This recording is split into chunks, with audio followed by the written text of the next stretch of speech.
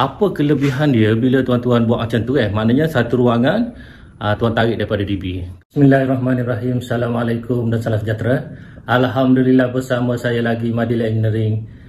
Okey tuan-tuan, hari ni saya nak share dekat tuan-tuan macam mana cara kerja Madil Engineering yang kita buat dekat side project ni. Okey, projek ni adalah projek sebuah banglo yang mana rumah asal dia renovate tambah dekat belakang, dan sebelah tepi dia tu dia tambah, dia buat office.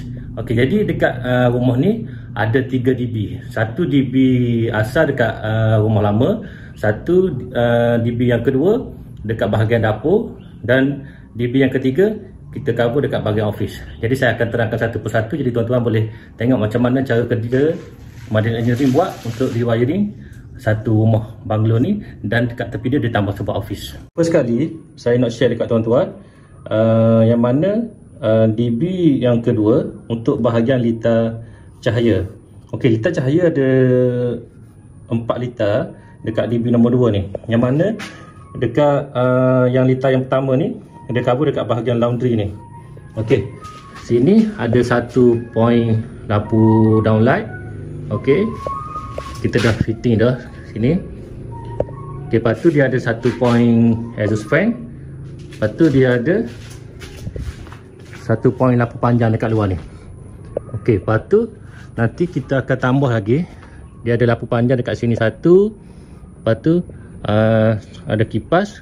Lepas tu ada lampu panjang kat sebelah kipas tu. Okey, lepas tu bawah awning tu ada 3 lagi lampu panjang. Maknanya dalam 1 litar ni ada 3, 4, 5, 6, 7, 8, 9. Jadi sangat comel. Maknanya dalam 1 litar ni kita buat hanya 9 point sahaja tuan-tuan. Jadi yang ni tuan-tuan boleh tengok dekat sini adalah kabel-kabel yang turun ke DB. Okey, seterusnya untuk litar yang kedua, litar cahaya yang kedua, dia cover bahagian toilet sahaja tuan-tuan. Okey, kita tarik daripada DB, kita cover ada point lampu downlight 1.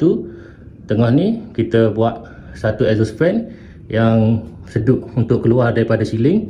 Okey, yang ni lampu downlight yang cover untuk dekat cermin ni. Kalau tuan-tuan biasa dalam hotel kan, ni ada cermin, ada sink. Ni lampu downlight kecil lah, ada 1 point, dan satu lagi point exhaust fan. Ini 1 litar sahaja. Okey, seterusnya litar yang ketiga dia cover dapur basah dengan lampu